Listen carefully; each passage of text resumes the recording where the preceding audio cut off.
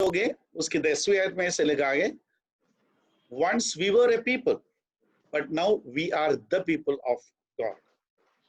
हम पहले कोई मतलब हमें हमारा कोई पहचान नहीं था, और लेकिन आज हम क्या हैं? परमेश्वर की प्रजा हैं। और क्या है? और फिर क्या लिखा हुआ कि once you had not received mercy but now you have received mercy. तो हम ऐसे लोग हैं, परमेश्वर की उस दया, और वो भी ऐसे प्राप्त किए हुए लोग। इसका मतलब जो वी, इसका मतलब हम जो बात कर रहे हैं, we the people of God, और we the children of God, we the citizens of heaven, अपन ऐसे बोल सकते हैं, उस इटर्नल किंगडम की उन लोगों के बारे में। तो हम मतलब ये सब बातें हैं, और हम इन चीजों से पराजित नहीं है। हम किस चीज से पराजित नहीं है? मतलब we are not conquered by the sufferings, difficult situations or the roaring lion, जो पौलुस की भाषा में बोला जाए तो हम लोग ऐसे देखें कि इस दुनिया में कई तरह की समस्याएं हैं। प्रतिदिन हमारे जीवन में अलग अलग समस्याएं आते हैं। अभी भी हमें मालूम है कि पिछले 60-65 डेज से किस तरह की समस्याओं से बीच में से हम जा रहे हैं, और कई लोग, दुनिया के लोग अलग अलग रीति से परेशान हैं, और उसके बावजूद भी हम लोग जो मसीह में हैं, या तो हमने जो बोला we the people of God, जो परमेश्वर के लोग हैं, उनमें आशा है। वो अभी भी हारा हुआ महसूस नहीं करते, और है जरूर परेशानियां हैं, उसके बावजूद भी हम वो महसूस नहीं करते। और उसका रीजन क्या है, उसके बारे में हम देखेंगे। 2 कोरिन्थियंस चैप्टर 4 उसकी वर्स 8 और 9, उसमें देखा जाए तो उसमें ऐसा लिखा है, हम हर समय पर हर किसी प्रकार के कठिन दबावों में जीते हैं। हम घबराए हुए हैं, हमें यातनाएं दी जाती हैं, हमें झुका दिए जाते हैं, लेकिन क्या है? हम कुचल नहीं गए हैं, हमारा विनाश नहीं हुआ है, और हम छोड़े नहीं गए हैं, और हम नष्ट भी नहीं हुए।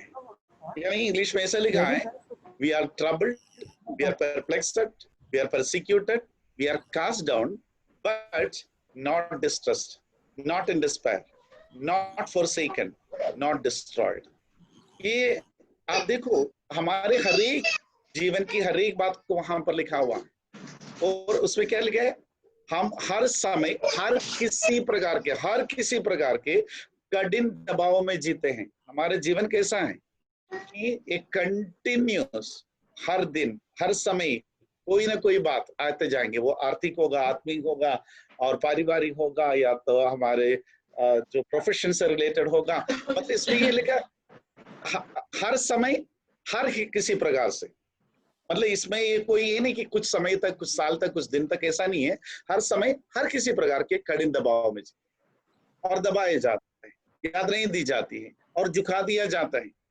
और जो मेरे पास जो बाइबल है, उसमें जो सब टाइटल ऐसा लिखा है, कास्ट डाउन बट अनकॉन्कर्ड। हम लोग दबाए हुए, लेकिन तो कभी कॉन्कर्ड नहीं है, और उसका कुछ कारण है। अब उसमें, और पौलुस ये पत्र लिखते वक्त उसकी पहले अध्याय उसकी 8वीं और 9वीं में भी यही बोला। 8वीं आयत में भी लिखा है, मतलब 2 कोरिन्थियंस चैप्टर 1 उसकी 8 और 9 में भी यही लिखा। उसमें क्या लिखा है? For we do not want you to be ignorant brethren of our trouble which came to us in Asia, that we were burdened beyond measure, above strength. पौलुस भी ऐसे बोलते हैं, beyond measure and above strength। तो कई बार हमारी परेशानियां ऐसे परेशानी हो जाते beyond measure, जिसका कोई तुलना या तो किसी का कोई उसका कोई नहीं कर सकते, मेजर नहीं कर सकते। और क्या है? और एबव और स्ट्रेंथ, हमारे को जितना सहन कर सकते उससे भी ज्यादा, हमारे जो ताकत है उससे भी ज्यादा परेशानी आ सकते। पौलुस जैसे व्यक्ति ये बोल रहे हैं कि beyond measures and above strength परेशानी आ जाते। लेकिन यहाँ पर पौलुस कुछ बातों को वहां बताते हैं कि हम क्यों अनकॉन्कर्ड रहते हैं, क्यों हम प्रभु परमेश्वर के लोग इस दुनिया में संघर्ष से बेपरवाह हैं, या तो Y we the people of God remain unconquered by the struggle of the world. कुछ बातों को देखेंगे। वैसे इसमें जो लिखी हुई बातें उसमें अलग अलग विषयों के संबंधित है, लेकिन हम उसमें से कुछ ऐसे आयतों को लेकर हम देखेंगे कि ये वो आयत इस विषय से कैसे कनेक्शन रहते हैं। तो हम उसके पहले 4 की 7 देखेंगे, चैप्टर 4 उसकी 7।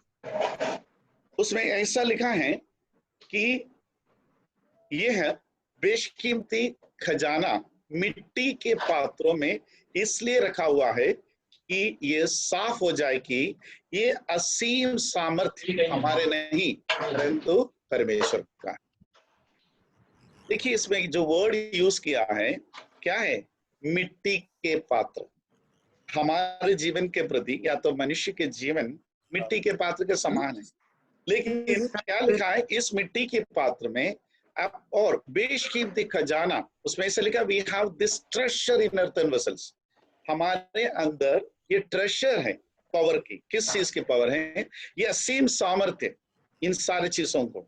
उसके पहले भी जो पौलुस जिन बातों के बारे में बात करते आ रहे, और उसके जस्ट पहले उसके 6 मतलब चैप्टर 4 उसके 6 में ऐसा लिखा हुआ है कि for it is the God who commanded light to shine out of darkness, who was shone in our hearts to give the light of the knowledge of the glory of God in the face of Jesus Christ.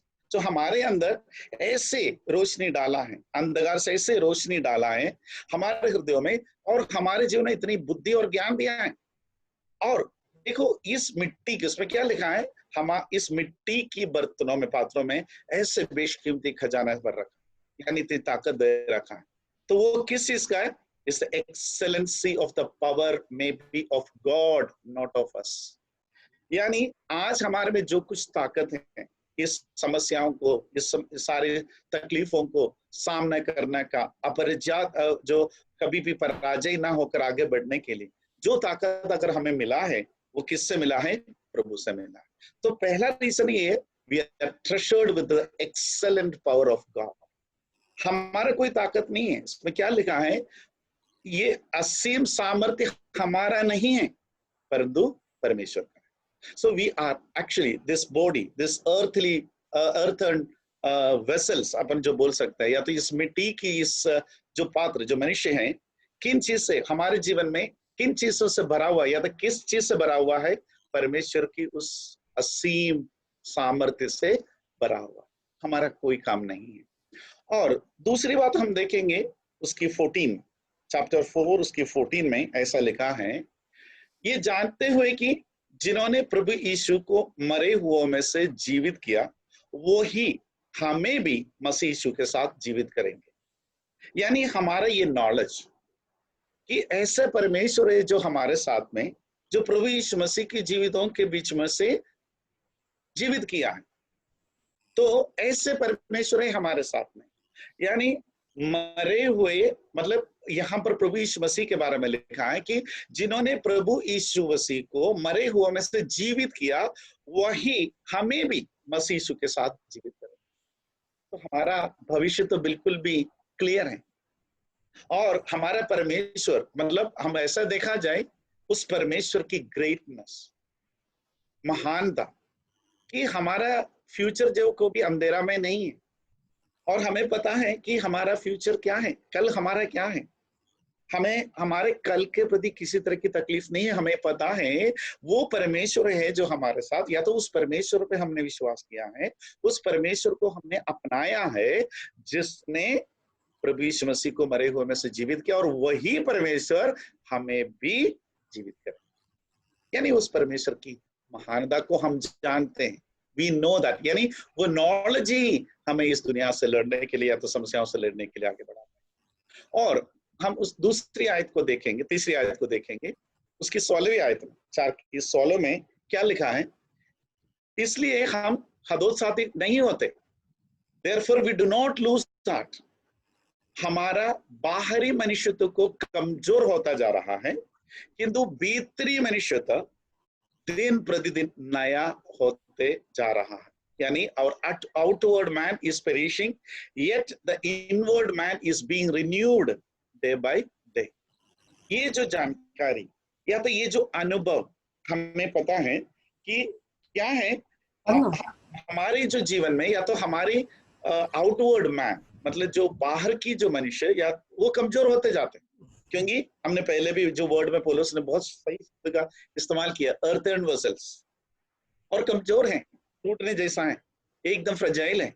और आप सोचो, ऐसे बाहरी इंसान वो कमजोर होते जा रहे, दैट इज पेरिशिंग, लेकिन हमारा भीतरी, हमारी जो अंदर भीतर की जो मनुष्य है, या तो जिसने परमेश्वर को अपनाया है, जो परमेश्वर के साथ है, जो आशा उन पर रखा है, वो प्रतिदिन क्या होते जाता है, नया होते जाता है, प्रतिदिन रिन्यूड होते रहता है। और we are renewed day by day by the grace of God. और ये पूरी जो सेकंड कोरिन्थियन हम देखे उसमें इसमें ग्रेस के बारे में बहुत ज्यादा वर्णन किया हुआ। तो हमें मालूम है कि प्रतिदिन उस परमेश्वर की दया से हम नए होते जाते, रिन्यूड होते जाते। और उसकी 16वीं आयत में क्या लिखा है,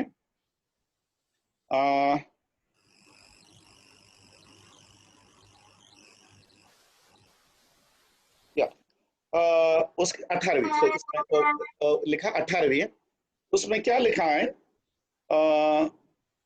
वी लुक, उसमें लिखा अपने, क्योंकि हमने अपना ध्यान उस पर केंद्रित नहीं किया जो दिखाई देते हैं, परंतु उन पर जो दिखाई नहीं देता है। जो कुछ दिखाई देता है वो क्षण भर का है, किंतु जो दिखाई नहीं देता वो अनंत काल का।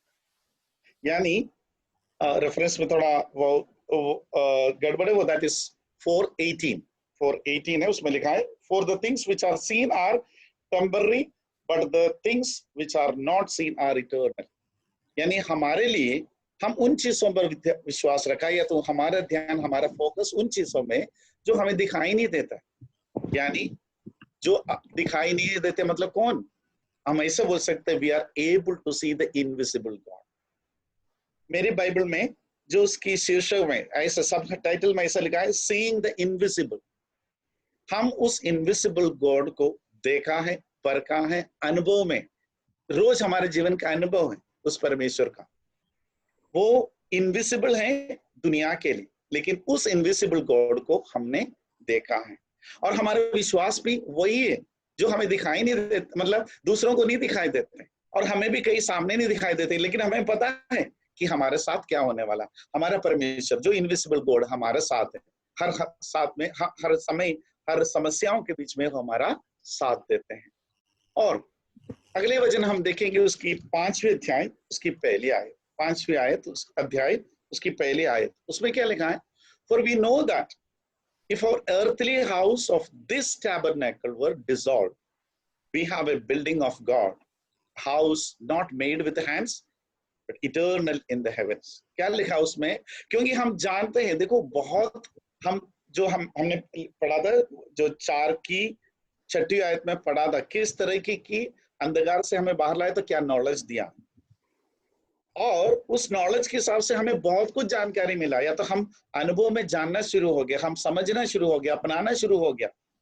उसमें से ये एक बात है, क्या है कि हमें पता है, हम जानते हैं कि ये काया अर्थात ये तंबू, देखिए फिर से हम बोल रहे हैं अर्थ एंड वेसल्स, अभी बोल रहे हैं कि हमारा जीवन या तो ये शरीर जो है वो क्या है, एक तंबू है।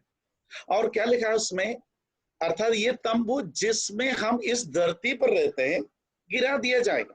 ये तंबू, ये शरीर खत्म होने वाला, नष्ट होने वाला, लेकिन हमें क्या पता है, हमें परमेश्वर की ओर से स्वर्ग में एक चिरस्थायी भवन मिल जाते हैं, जो मनुष्य के हाथों बना नहीं होता।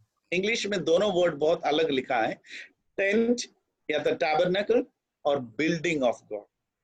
तो इस धरती पर हमारे जो शरीर है, हमारे जीवन है, वो खत्म हो जाएंगे, वो नष्ट हो जाएंगे, लेकिन हमें पता है क्या है, वी हैव ए बिल्डिंग, एक चिरस्थायी भवन हमें मिलने वाला है, यानी एक परमानेंट बॉडी, एक परमानेंट हाउस हमारे लिए मिलने वाला है, जो मनुष्यों के हाथ से बनाया हुआ नहीं है, वो क्या है, इटर्नल है। तो ये एक रीजन है, we have an eternal home in the heaven. ये शरीर है, ये जीवन है, ये बहुत जल्दी ही खत्म होने वाला है। उसको टेंट के रूप में बोला। टेंट वैसे भी हमें पता है वो चिरस्थायी, मतलब वो टेम्पररी बेस होता है, आज यहाँ कल वहां, ऐसे वो टेम्पररी समय के लिए होता है, पक्का बिल्डिंग नहीं होता। हम पक्का बिल्डिंग कब बनाते हैं? हमें पता है कि हाँ यहाँ हमें स्थिर रहना या तो यहाँ सेटल होना है। हमारे आज मॉडर्न लैंग्वेज में जाए तो हाँ चले हमें इस जगह पर सेटल होना है, तो प्लॉट खरीद लिया, मकान खरीद लिया, फ्लैट खरीद लिया। लेकिन तंबू, अभी जो पौलुस की भाषा में देखा जाए तो ये तंबू, जो ये जीवन है, ये शरीर है, ये नष्ट हो जाएंगे। लेकिन हमें पता है उसके बावजूद भी हमें क्या है? हमें एक चिरस्थायी भवन, एक बिल्डिंग ऑफ गॉड, जो मनुष्य के हाथों से बनाए हुए नहीं, ऐसे यानी एक परमानेंट होम, एक eternal home, eternal place heaven में हमारे लिए है। इसलिए इस दुनिया की तकलीफें, परेशानियों के सामना करने की हिम्मत हमें मिलती है। हमें पता है ये कुछ दिन के लिए, कुछ ही क्षण के लिए, और वही पौलुस की भाषा वगैरह में हम देखा जाता है कि क्षण भर का, कुछ दिन के लिए है। उसके बाद में क्या होगा? हमें वो आनंद जीवन मिलने वाला है। उस परमेश्वर की हाथों से बना हुआ उस भवन में हम प्रवेश करने वाले हैं, उस राज्य में हम प्रवेश करने वाले हैं जो कोई भी हमसे छीन नहीं सकता, जहां पर हम स्थिर यानी हम परमानेंट वहां, और वो भी कब तक? आनंद काल तक वहां रहने वाला। वो जो आशा है हमारे जीवन में, वो जो वायदा है जो प्रभु ने दिया है, उस पर जो हमारा विश्वास है, उसको जो समझने की, जो परखने की जो बुद्धि प्रभु ने दिया है, उसकी वजह से हम इस दुनिया में अनकॉन्कर्ड रहते हैं। और हम देखेंगे जो 5 की उसकी दूसरी और तीसरी आयत, उधर क्या लिखा हुआ है कि उसमें ऐसा लिखा है कि सो हम जब तक इस आवास में है, जब तक हम इस आवास में, यानी जब तक हम इस शरीर में हैं, जब तक हम इस दुनिया में हैं, हम रोते धोते रहते हैं, हमें परेशानी है, और हम कष्ट की, क्लेश के बीच में से होते जाते हैं। और क्या लिखा? और यही चाहते रहते, और हम यही चाहते रहते क्या है? अपने स्वर्गीय भवन में जा बसे। हमारा सबका आशा क्या है? और हमें पता है इस जब जब तक हम इस आवास में हैं, जब तक हम इसी बॉडी में हैं और ये टेंट में हैं, तब तक हमें क्या है? परेशानी है, हमें रोना धोना होते रहते हैं। लेकिन हमारे अंदर वो डिजायर हमेशा रहता है। उसमें क्या लिखा है? वो डिजायर हमेशा, वो चाहत हमेशा बना रहता है कि जल्दी से जल्दी हम उस, या था अपने, उसमें वर्ड ऐसे लिखा, अपने स्वर्गीय भवन में जा बसे, वहां पर हम जाने वाले। और क्या लिखा वहां पर थी उसकी तीसरी आयत में? निश्चय ही हमारा ये धारण है कि हम उसे पाएंगे। हमारा आशा है, कैसा आशा? हम उसे पाएंगे और फिर बेघर नहीं रहेंगे। और इंग्लिश में उसके लिए क्लॉथ से कंपेयर किया है। हमें क्या है? ऐसे क्लॉथ मिलने वाला है, क्या है वो? उसमें क्या ले? With our house which is from heaven, so be that being cloth we shall not be found naked.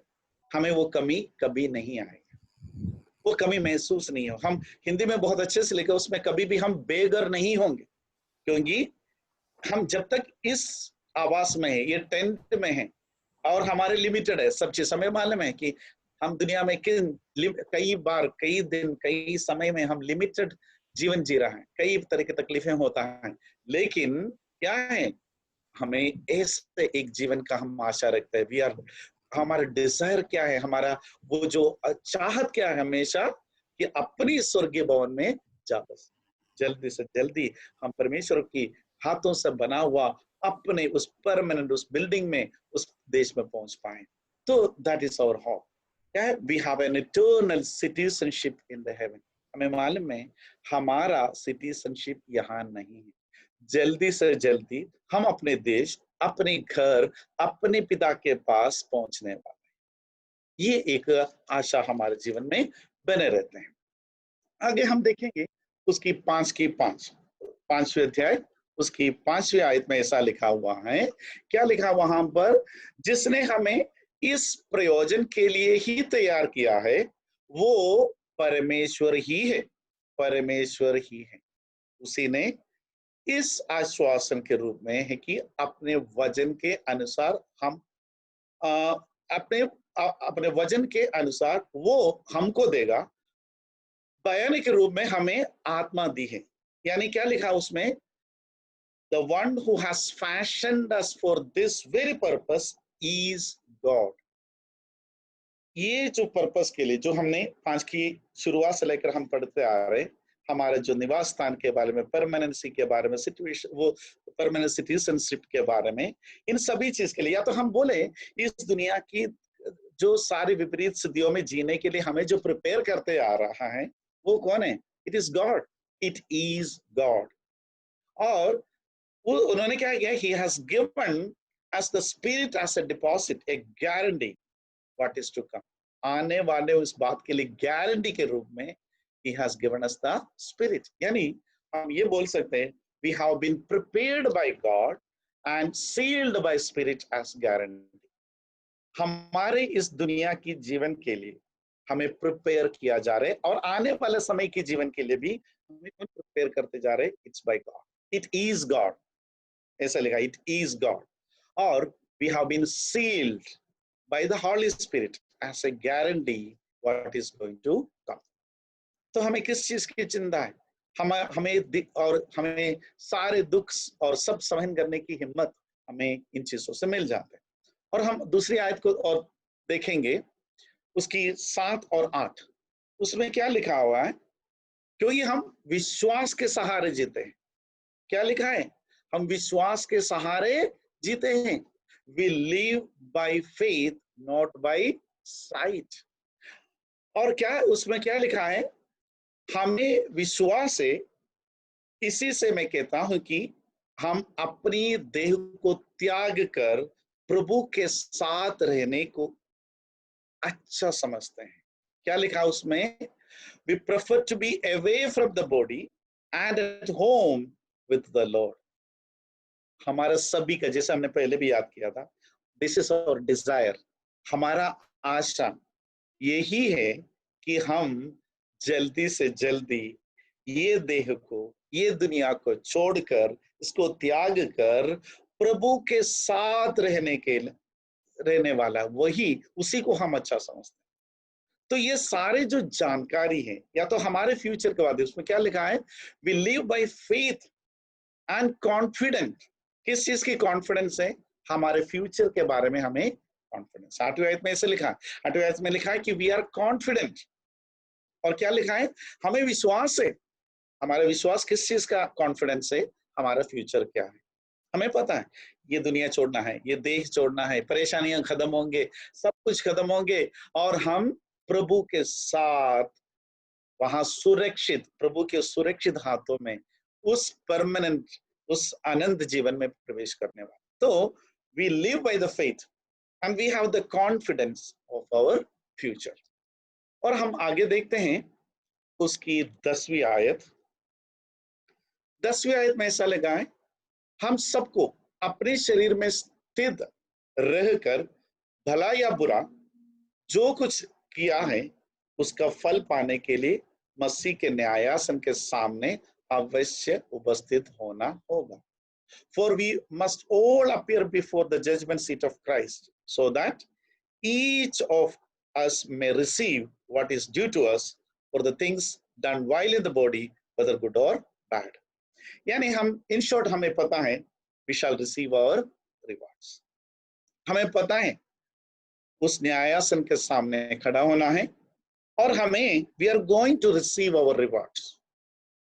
और ये एक दिन होना ही है. तो इस दुनिया की जो भी तकलीफें, जो भी परेशानी है, जिस तरीके से भी जीवन है, और क्या होगा उसमें, और उसमें क्या लिखा हुआ है कि मतलब we are confident about the future. अब यहाँ बोलते हैं कि we are confident about receiving the rewards, means justice होना है. ये हमारा विश्वास है और हमें पता है. और उसकी 17वीं आयत में, उसी अध्याय की उसकी 17वीं आयत में ऐसा लिखा है. क्या लिखा है? If anyone is in Christ, the new creation has come. The old has gone, the new is here. यानी यदि कोई मसीह में स्थित है तो वो अब परमेश्वर की नई सृष्टि का अंग है. तो आज हमें ये पता है हम वो पुराना नहीं रहा, वो कमजोर नहीं रहा, और जो आशाहीन नहीं रहा, उस पुरानी बातों पर रहने वाला नहीं है, बल्कि हम क्या है? अभी हम नया सृष्टि हैं और we are new creation, we are in Christ now. और बिल्कुल नया किया हुआ। हमें पता है कि हमें वचन के हिसाब से हम रोज मनन करते हैं, हमें रोज पता है कि हम कैसे थे, कैसे आशाहीन लोग थे, किस तरीके से हमारा फ्यूचर थे और क्या हमारा अंत होने वाला था। यानी हमारा जो पास्ट है, प्रेजेंट है, फ्यूचर सब कैसे थे, कैसे होने वाले थे, वो पुराने थे। लेकिन आज वो पुराने नहीं है। हम आज हम क्या है, मसीह में नए सृष्टि है। आज हमें वो विश्वास है, हमें वो कॉन्फिडेंस है, हमें वो आशा है। हाँ, और हमें पता है उस वायदा है क्या है, उस प्रभु ने क्या क्या वायदा है दिया है, वो वायदा है कैसे पूरा होंगे। और इसको हम उसको उसको समझने की बुद्धि उसी प्रभु ने हमें दिया है। आज हम उस अंधकार में नहीं रहते हैं। तो जिस अंधकार में रहकर हमें कुछ भी नहीं पता था, कोई ज्ञान नहीं था, आज उस अंधकार में नहीं है। आज हमें ज्ञान है, उस लाइट है, आज हमें उस अंधकार से लाइट की उस रोशनी में लाया है। आज हमें सब कुछ पता है। We are new creation all together. We are new new in our thoughts. हमारे विचारों में हम नया हो गया, हमारे जीवन में हम नए हो गए, हमारे स्वभाव में नए हो गए, हमारे आशा में नए हो गए, और हमारे फ्यूचर सब कुछ हमारे लिए नए हुए। और हम देखेंगे आगे। और उसकी 20वीं आयत में क्या लिखा हुआ है, we are there for Christ ambassadors. आज हम क्या है, मसीह की प्रतिनिधि के रूप में। तो हमारा जीवन आज क्या है, ये तो पौलुस और पौलुस कुरिन्थियों को लिखते हैं। लेकिन हमें पता है कि जो यहाँ पर वो हम जो बोलते हैं वैसे पौलुस और तिमोथी है, लेकिन ये हम सभी के लिए लागू है। आज हम क्या है, हम मसीह में आए हुए, हम नए सृष्टि हैं। और आज हमें क्या है, मसीह के प्रतिनिधि के रूप में। तो हमें पता है जो कुछ कष्ट क्लेश जो कुछ है उसको सहना है आशा के साथ में, क्योंकि प्रभु ने हमें दिखाया है कि हमारा आगे क्या है, कैसा एक परमानेंट प्लेस है, कैसे एक अनंत जीवन है, हमें बताया हुआ। इसलिए हमें भी क्या करना चाहिए, मसीह के एम्बेसडर्स के जैसे हमें आगे जीना चाहिए, दूसरों को ये आशा दिलाते हुए, दूसरों को इस नए सृष्टि की ओर ले आते हुए, दूसरों को उस अंधकार से इस अद्भुत ज्योति की ओर लाकर, और उन्हें भी जो निराशा के जीवन से, जो जो अपने आप को हारा हुआ मानते हैं, अपने अपने आप को पराजित मानते हैं, अपने आप को दबा हुआ मानते हैं और अपने आप को गिरा हुआ समझते हैं, उधर से उन्हें बाहर लाना है और उसे इस कॉन्फिडेंस दिलाना है, उसे एक नया सृष्टि बनाना है और हमें उस एम्बेसडर्स बनकर, तो हमें ऐसे गिरे हुए या तो पराजित हुए हुए और ऐसे नहीं रहना, because we are the ambassadors of Christ. So और आगे हम देखेंगे उसकी उसकी 16 से लेकर 18 तक, उसकी चैप्टर 6। अब हम चैप्टर 6 में जाएंगे। चैप्टर 6 उसकी 16 और 17, वहां पर क्या लिखा हुआ है, चैप्टर 6 उसके 16 और 17। उसमें 16 में ऐसा लिखा हुआ है, क्या लिखा हुआ है यहाँ पर, we are the temple of the living God. ये बहुत इंपॉर्टेंट बात है कि इसमें लिखा है लिविंग गॉड, क्योंकि हम स्वयं उस सजीव परमेश्वर के मंदिर हैं। और आगे उसमें क्या लिखा हुआ है, कैसा लिविंग गॉड है, और उसकी 16 में ऐसा लिखा हुआ है, क्या लिखा हुआ है, I will dwell in them. परमेश्वर की वाणी है, परमेश्वर की वचन है कि क्या है, हमारे बीच में रहने वाला परमेश्वर। दूसरा क्या लिखा है, जो उसमें क्या लिखा है, एंड वॉक अमंग थम, हमारे हमारे बीच में हमारे साथ चलने वाला परमेश्वर। और क्या लिखा है, ही इज आवर गॉड। और क्या लिखा है, वी आर हिज पीपल। उसमें क्या लिखा है, I will be their God and they shall be my people. ऐसे एक परमेश्वर, ऐसा कौन परमेश्वर है, ऐसे कौन सा देवी देवता है ये बोले कि क्या है, I am your Lord and you are my people. यहाँ पर हमारा जीवित परमेश्वर ये बोलते हैं कि हमारे साथ रहने वाला परमेश्वर, हमारे बीच चलने वाला एक परमेश्वर, और ये ऐसे बोलने वाला परमेश्वर, मैं तुम्हारा परमेश्वर हूं और तुम मेरे लोग। और आगे 18 में क्या लिखा हुआ है, he will be the father of us. 18 में क्या लिखा है? 18 में I will be a father to you.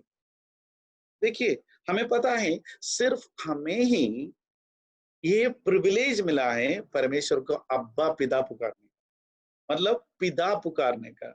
हमें अपने परमेश्वर को डैड, अपना पिता पुकारने का अनुमति मिला। यहाँ पर यही लिखा है, क्या लिखा है 18 में? I will be a father to you. क्या लिखा है? तो हमारे लिए ही इज ए फादर। और नेक्स्ट क्या लिखा है? और सबसे सुंदर वचन वहां क्या लिखा है? 18 में क्या लिखा है? And you shall be my sons and daughters says the Lord Almighty. क्या लिखा है? We shall be his sons and daughters. इससे बड़ा वचन क्या हो सकता है? तो 12वीं बात क्या लिखा है? We are the temple of living God. हमें पराजित महसूस भी होने नहीं देंगे वो परमेश्वर।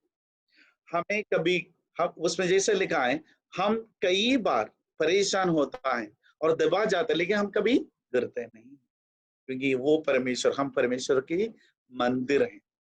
और उस मंदिर में, और वो परमेश्वर कैसा है? जो हमारे साथ रहने वाले, हमारे साथ चलने वाले, और जो ये बोलते हैं कि आई एम योर गॉड और यू आर माई पीपल। पहले माई पीपल था, लेकिन और 18 में आ गया तो और क्लोज हो गया। वो पीपल जो वर्ड से और क्लोज होकर क्या बता रहा है कि he will be a father to us, वो हमारा पिता है। और क्या बोल रहे हैं कि you shall be my sons and daughters. ये कौन बोला है? The Lord Almighty. ऐसे परमेश्वर ये हमें बताया है। तो इस परमेश्वर के बारे में थोड़ी सी बात को और देखते हुए हम आज की मनन को खत्म करेंगे। और जो 2 कुरिन्थियों में चैप्टर 1 से लेकर 4 तक इस परमेश्वर के बारे में, जीवित परमेश्वर के बारे में कुछ बातों को बताया, हम उसको क्विकली देखेंगे। हम उसको रेफरेंस पर नहीं जाएंगे, खाली उस वर्ड्स को ध्यान में रखते हुए जाएंगे। उसको 2 कुरिन्थियों चैप्टर 1 से 4 के अंदर इस परमेश्वर के बारे में, उसके कैरेक्टर के बारे में, उसकी महानता के बारे में कुछ बातें बताया। उसमें से हम 12 बातों को और देखेंगे। क्या है उसकी? वर्स 1-3 उसमें क्या लिखा है? Is a father of mercies. क्या लिखा है? ऐसे परमेश्वर जो, क्या लिखा है? Father of mercies, verse 1-3।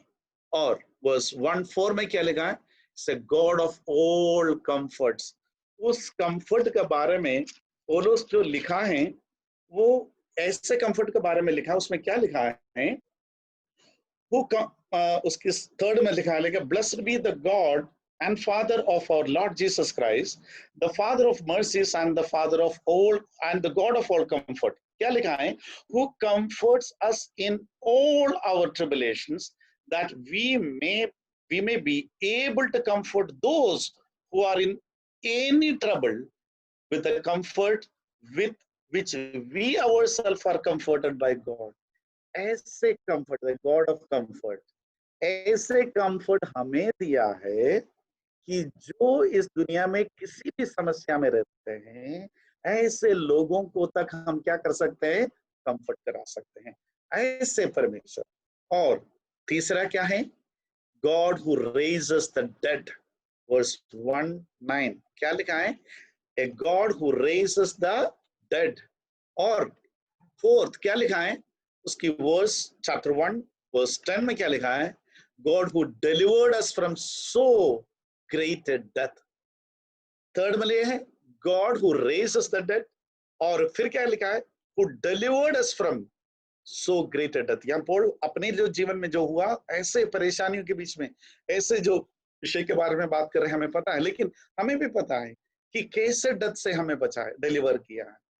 One, he is not only going to raise the dead, but who is going to deliver us from so a great death. कौन सा डेथ? जो परमानेंट डेथ होने वाला, जो हमेशा अंकल अपनी हमें जो सिखाते हैं, जो जो जो हमारा शरीर की डेथ की बात नहीं कर रहे, आत्मा की डेथ, जो हमेशा हमेशा के लिए पेरिश होने वाला, ऐसे जो डेथ से हमें डिलीवर किया। आज हमारे शरीर का डेथ हो सकता है, लेकिन हमारा जीवन हमेशा प्रभु में बने रहेंगे। ऐसे परमेश्वर।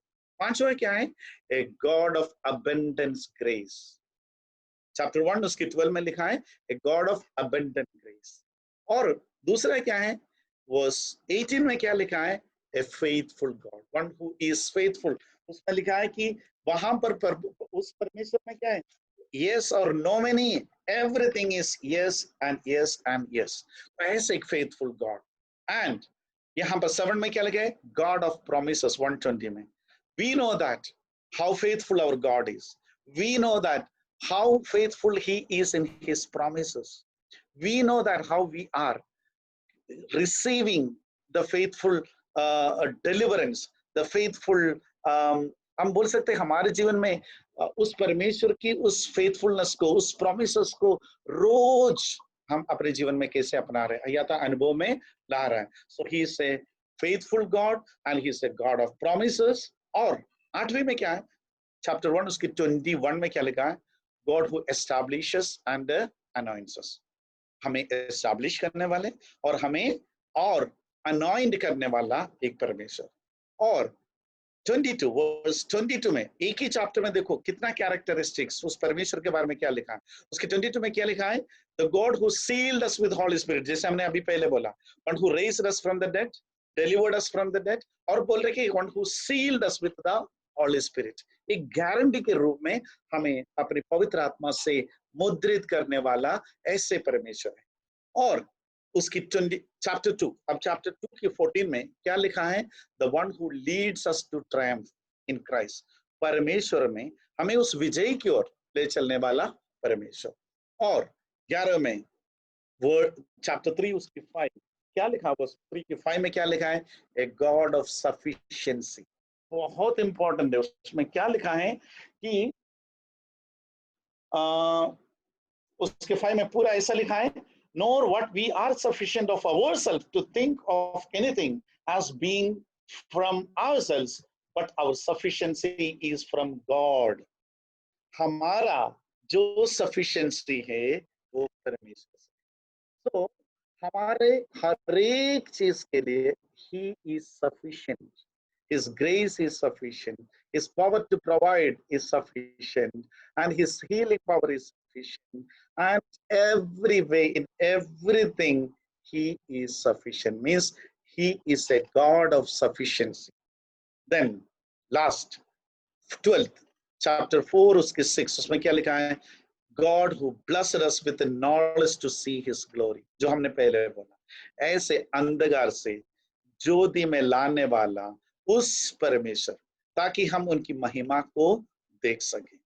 तो यहाँ पर हम 12 बातें को उस लिविंग गॉड के बारे में देख सकते हैं, जो परमेश्वर ने क्या है, हमारे साथ रहने वाला, हमारे साथ चलने वाला, जिसने ये बोला कि I am your God and you are my people, जिसने ये बोला कि क्या है, I am a father to you and you are going to be the sons and daughters to me. वो परमेश्वर का क्या है, is a father of mercies, he is a God of all comfort, he is able to raise the dead, he is the God who delivered us from so great a death, जो उस permanent विनाश से हमें बचाने वाला है, जो पाप उसका, जो हमें पता है कि उसका अंत मौत ही था, मरण ही था, लेकिन ऐसे एक मौत से, परमानेंट डेथ से हमें डिलीवर करने वाला परमेश्वर। और ऐसे God, the God of abundance grace and A faithful God, God of promises, God who establishes and anoints us, and a God who sealed us with His Holy Spirit, the God who leads us to triumph in Christ, God of sufficiency, and God who blesses us with the knowledge to see His glory. ऐसा एक परमेश्वर है, that is our living God। और ये God हमसे क्या चाहते हैं, 2 Corinthians chapter 7:1, उसमें क्या लिखा हुआ, 7:1 में ऐसा लिखा हुआ है, हे प्रिय मित्रों, क्योंकि हमारे पास ये प्रतिज्ञाएं, इसलिए आओ परमेश्वर के प्रति श्रद्धा के कारण हम अपनी पवित्रता को परिपूर्ण करते हुए अपनी बाहरी और भीतरी सभी दोषों को दौड़ा। 7:1 उसमें ऐसा लिखा हुआ है, therefore since we have these promises, dear friends, let us purify ourselves from everything that contaminates body and spirit, perfecting holiness out of reverence God, out of reverence to God. That is a very important thing. उसमें क्या लिखा है, परमेश्वर के प्रति श्रद्धा के कारण। इस परमेश्वर के बारे में हमने देखा किस तरीके की महान परमेश्वर है, लिविंग गॉड है, जिस पर हमने भरोसा रखा है, उनको हम जानते हैं। और उनके प्रति कितना श्रद्धा हमारा होना चाहिए, कितना रेवरेंस हमें होना चाहिए, कितना रिस्पेक्ट उनके प्रति होना चाहिए। उसको रखते हुए हमें क्या करना चाहिए? हमें क्या करना चाहिए? अपनी पवित्रता को परिपूर्ण करते रहना है और अपनी बाहरी और भीतरी सभी दोषों को यानी हमें purify, we have to purify ourself from everything that contaminates body and spirit. और फिर क्या करना है? Perfecting holiness. This is what God wants out of us. हमसे और कुछ नहीं चाहते, पर उन्होंने जो वायदाएं दी और जो ताकत, जो समझ, जो बुद्धि, जो ज्ञान, जो आशा हमें दिया है, उस आशा में जब परिपूर्ण तरह से जीवन हम बिताना शुरू करेंगे, हम बोल सकते हैं जो हमने बोला, we are the people, we are the children who are unconquered. हमारा पराजय नहीं हो सकता है। भले कितनी विपत्तियां आए, कितनी भी परेशानियां आए, कितनी भी समस्याएं आए, कितनी भी विपरीत परिस्थितियां आए, लेकिन हम हारेंगे नहीं, हम कभी नष्ट नहीं होंगे। क्योंकि क्या है? Because we are the people of God, we are the children of the living God, जिसने ये बोला है कि मैं तुम्हारा पिता हूं और तुम मेरा बेटे और बेटियां हैं। ये वर्ड है यूज किया, you are the sons and daughters of. ऐसे एक परमेश्वर के समूह में फिर से हम अपने आप को सौंपे और आने वाले दिनों में उसी जो आशा के साथ में आगे बढ़ते रहने के लिए और इस जिंदगी की समस्याओं के सामने, कठिन परिस्थितियों को सामना करते जीने के लिए प्रभु आने वाले दिनों में भी हमें मदद करे। प्रभु के नाम की महिमा हो। Request Ashish to pray and then take the quiz.